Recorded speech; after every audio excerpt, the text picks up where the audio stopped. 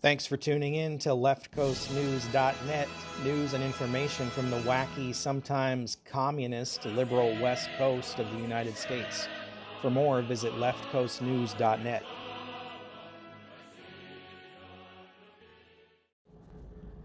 Well, the antics from incoming Washington Governor Bob Ferguson have already begun. Ferguson, a Democrat, announced Monday that he is creating a subcommittee in his transition team that will have the sole purpose of fighting Project 2025.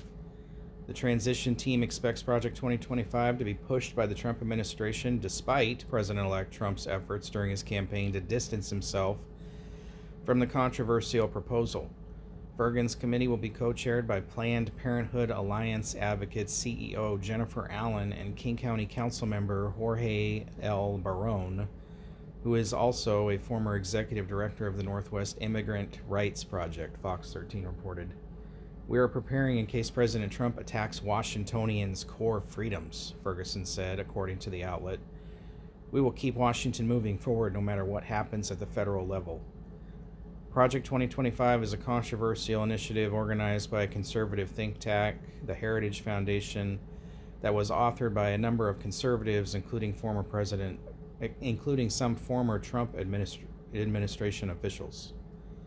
The initiative offered right-wing policy recommendations for Trump's second term, including replacing civil service employees with Trump loyalists, abolishing the Department of Education, criminalizing pornography, oh, that's terrible, eliminating DEI programs, cutting funding for Medicaid and Medicare, rejecting abortion as health care, it's not, and carrying out mass deportations and infusing the government with Christian values. How terrible.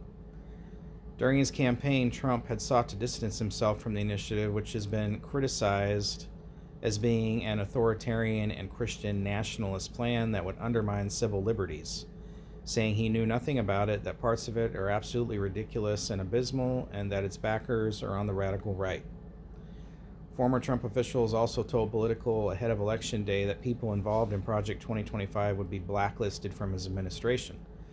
But Trump has selected authors and contributors for Project 2025 to serve in his next administration, including Russell Vought as Director of the Office of Management and Budget, Tom Homan as Border Czar, Stephen Miller as Deputy Chief of Policy, and Brendan Carr as Chair of the Federal Communications Commission.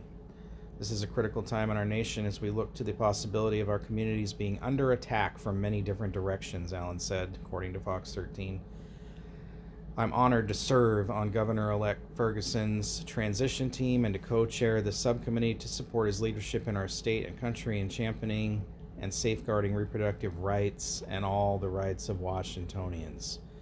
Barone said he is honored to assist Governor-elect Ferguson as in transition to this new role and to co-chair this important subcommittee, Fox 13 reported.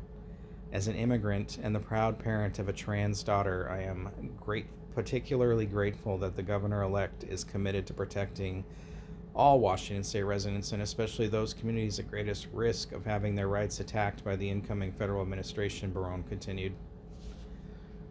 Is he really protecting all rights of all Washingtonians? Because all they talk about is these protected quote-unquote classes. Ferguson's office says the subcommittee will establish policy priorities for the first 100 days in office, according to Fox 13, although specific policy proposals have not been released. It's as though Washington doesn't have enough problems of its own, right? Including a possible looming budget shortage, and yet we are already creating new bureaucratic oversight that doesn't even apply to Washington. I wonder how much these government goons will be paid for running this committee. I'm sure this is just the beginning of the government bloat that will occur under a Ferguson governorship. Washingtonians can't seem to get enough of the government teat. Well, Washingtonians in King, Snohomish, and Pierce counties primarily. Earlier this month, state officials reported that the operating budget faces a $10 to $12 billion deficit over the next 4 years. Unlike the Great Recession, the budget deficit isn't due to a decline in revenue, as many of the state's tax collections are at record levels, while other new taxes have been imposed. Although the State Economic and Revenue Forecast Council recently lowered expected revenue for the current and next biennium by $270 million, the State Department of Revenue reports that all state taxes generated $35.4 billion for fiscal 2023, a 5.8% increase from 2022 fiscal year.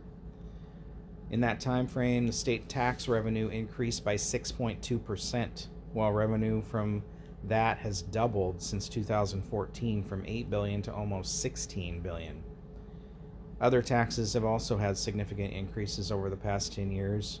In the fiscal year 2023, the property tax brought in $5.4 billion. In 2014, it brought in $2 billion.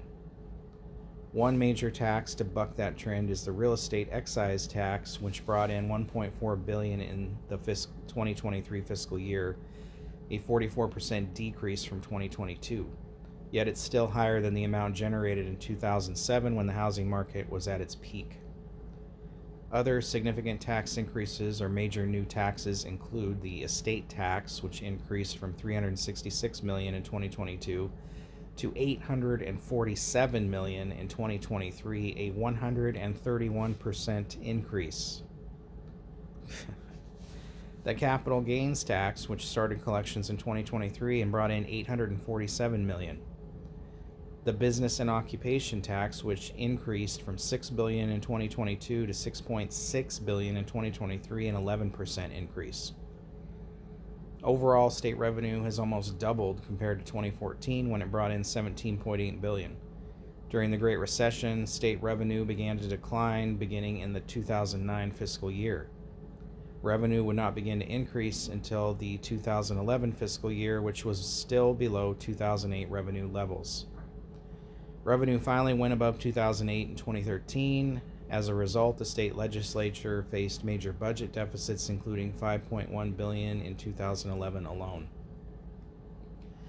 In his November 8th memo to state agency directors, Office of Financial Management Director Pat Sullivan attributed the budget deficit to the recent revenue forecasts that were adjusted down and the increase in caseloads and the cost to maintain existing programs. Programs. Transportation budget revenue projections have also trended down for several forecasts, he wrote. That, along with rising costs and increasing demands, has created a situation where revenues are not covering current commitments. Reacting to ERFC's latest revenue forecast, Senate and Ways Chair June Robinson, Democrat of Everett, wrote in a statement that I will work with my colleagues and incoming governor to serve the needs of the people of Washington and provide the services they expect from the state government. At the same time, we need to right-size government to fit our post-COVID reality. She added that during the pandemic, many of our decisions centered on helping Washingtonians, schools, small businesses, and others simply survive the unprecedented challenges they faced. Now, as we look to the future, we're building budgets that allow us to prioritize growth and sustainability without COVID overshadowing every decision. This is an opportunity to refine our focus and ensure our resources align with the needs of the people of Washington. Elected officials like ERFC Chair Linda Wilson, Republican of Vancouver, argue that the budget situation isn't quite as dire as it's made out to be. In a statement, she wrote that the chief economist warned our council that the state's economic growth would be slow this year, and that has been the case. But still, between projected revenue and available reserves, there is more than enough to balance a 2025 to 27 operating budget that maintains the services and programs being provided now. She added that the problem, and the reason our Democratic colleagues are already talking about tax increases, is the billions of dollars worth of new spending requests we are likely to see in the governor's budget proposal. Those include $4 billion tied to new collective bargaining agreements with state workers. If they're facing a deficit, if they're truly facing a deficit, then they should not be asking for any new spending requests. That should be out the window right now. Posting on X in reaction to the proposed bargaining agreements, Washington GOP Chairman Jim Walsh, Republican Aberdeen, wrote that I'll believe this projected state budget deficit is a real crisis when left-wing bureaucrats in Olympia start acting like it's a real crisis. Until then, I'll assume the projection is just an excuse to raise taxes even higher. Making a similar claim is Washington Policy Center's Small Business Center Director Mark Harmsworth, a former state legislator. In a recent blog post, he wrote that the state does not have a revenue problem, it has a spending problem. It seems the budget deficit is a state-created spending problem that the state leaders don't want to acknowledge. We've always had a spending problem in this state. All our social welfare programs, and no matter how much they spend, it's never enough, and it never changes what's happening. In fact, it continues to get worse. This is just another excuse to create more taxes and take more of your money. This will be a very interesting legislative session, and you can bet we'll be keeping our eyes on it. Washington Democrats also want to make homelessness a civil right. A Democratic state representative in Washington state is pushing legislation that aims to make homelessness a civil right, according to a report. State Representative Mia Gregerson is promoting a bill that would make homeless people a protected class and shield them from discrimination based on housing status, according to a draft of the bill obtained by the Jason Ranch Show on KTTH. The obtained draft is dated October 10th, 2024. Many communities within Washington are enacting and enforcing laws that disproportionately impact homelessness or making living in public a crime. The document reads, these laws are potentially unconstitutional, making it harder for people to exit homelessness. Do not solve the underlying problem of homelessness and waste precious public funds. The bill comes in response to the U.S. Supreme Court ruling in Grant Pass v. Johnson, according to the report, in which the nation's high court held that the Eighth Amendment's protection against cruel and unusual punishment does not prevent a city from enforcing public camping ordinances against the homeless. Gregerson told Fox News Digital in a statement on Wednesday that the reported draft was a starting point based on legislation that failed to pass in 2019. To clarify, the language in the Jason Rance article is not a bill, but a starting point from earlier this year, the lawmaker said in a statement. What I will propose will be significantly different from the 2019 bill because we are working on a different set of issues. There has always been a plan to share this broadly, including all of the cities. Drafts such as this one are a continuation of meaningful work we have done in the past. The drafted legislation reported on says it would grant the homeless the right to survive in a non-obstructive manner on public property, including plazas, courtyards, parking lots, sidewalks, public transportation facilities, and services and room or areas within public buildings that are open to the public and during normal business hours. It further states that homeless will be allowed to live on public property when that person has no reasonable alternative but to survive in public space, and existing shelter facilities within the local government's jurisdiction are inadequate in number or are functionally inaccessible. Kevin Schilling, the mayor of Burien, a suburban city in Gregerson's district, told the Jason Ranch Show that he was disappointed that the representative did not consult the city council or city before drafting the legislation. My hope is the legislature this year works to offer support to cities by expanding substance use disorder programs, emergency shelter capacity, and law enforcement assistance so that each element of the issue can be tackled accordingly, he said. These people are all about everybody's rights except you, the working person.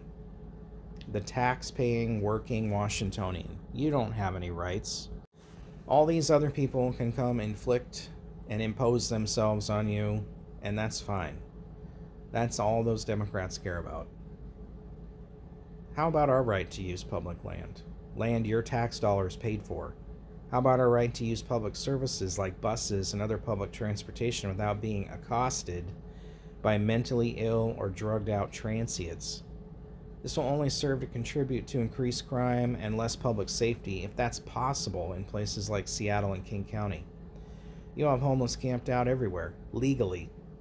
This law will also will not solve the underlying problem, which is mental illness, drugs, and criminal behavior. This law will also waste public dollars and at the same time serve to trash our public structures that were not built to house people or allow camping. Seattle has already had issues with sidewalks being overrun with transients to a point where disabled people could not use the sidewalks with their wheelchairs to get through certain areas of the city. Seattle touted passing the biggest property tax increase in city history in the last election to complete some transportation projects, including adding more sidewalks. So in effect, that was just to add more camping areas for the homeless.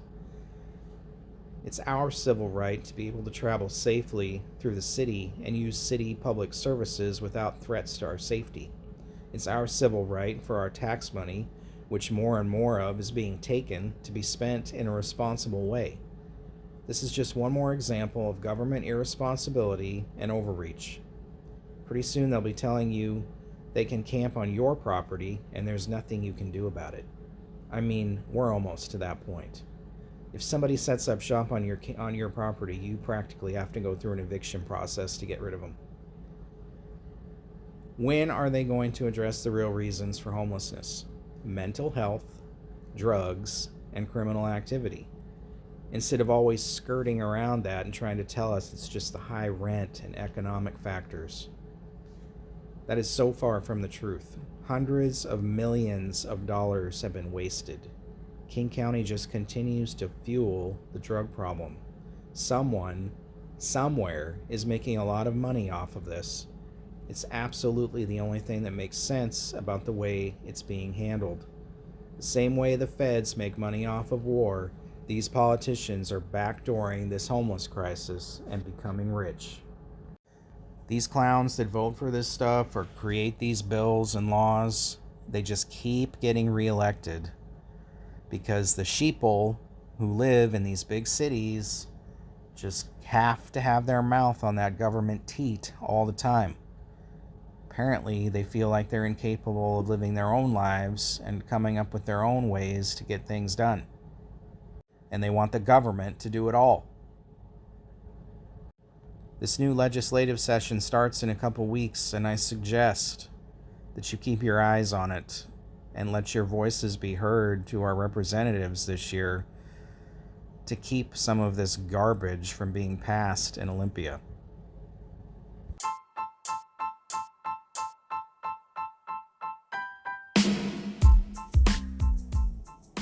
Thanks for listening to Left Coast News. For more, visit leftcoastnews.net. Please subscribe, like, and share to your social media. We appreciate your support.